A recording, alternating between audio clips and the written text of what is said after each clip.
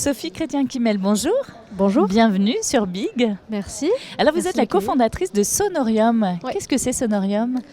Alors Sonorium, c'est une agence créative qui conçoit et qui produit des événements autour de la musique enregistrée. Donc jamais de live et donc de concert.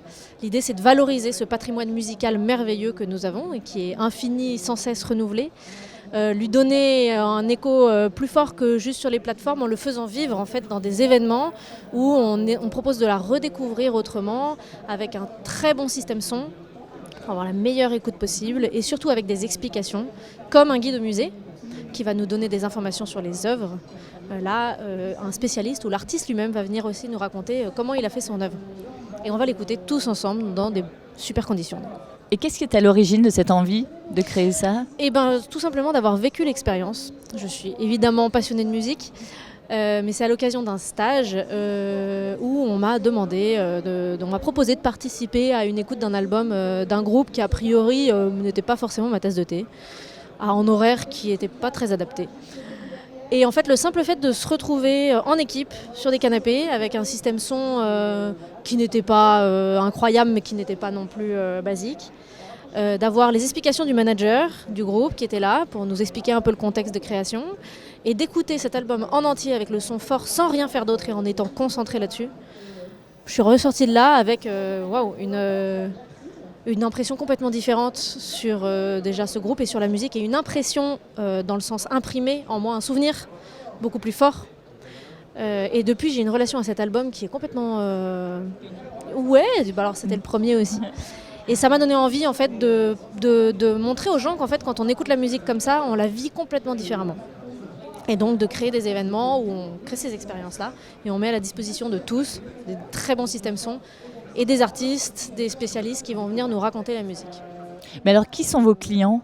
Qui fait appel à vous? Très bonne question. Alors on a plusieurs types de clients parce qu'en fait on fait des événements qui sont en B2B et des événements qui sont en B2C.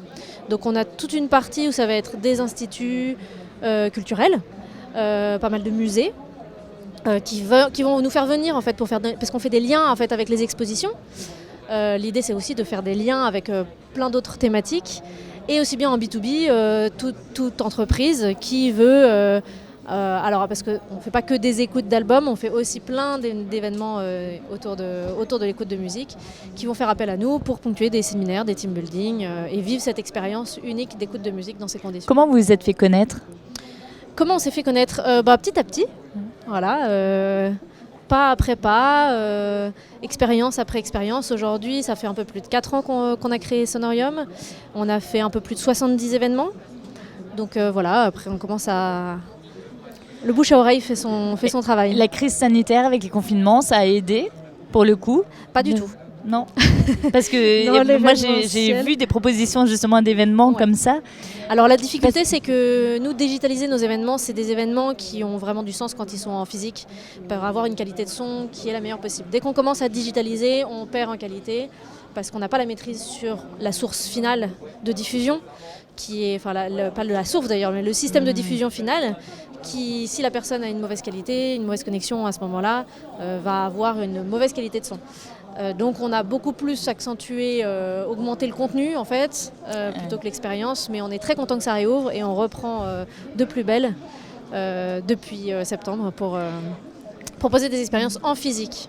Vos objectifs? Nos objectifs, continuer à en faire de plus en plus. On a été pas mal freiné, donc aller en région, sortir de Paris et de l'Île-de-France pour aller de plus en plus loin dans la France entière. Merci Sophie. Merci à vous.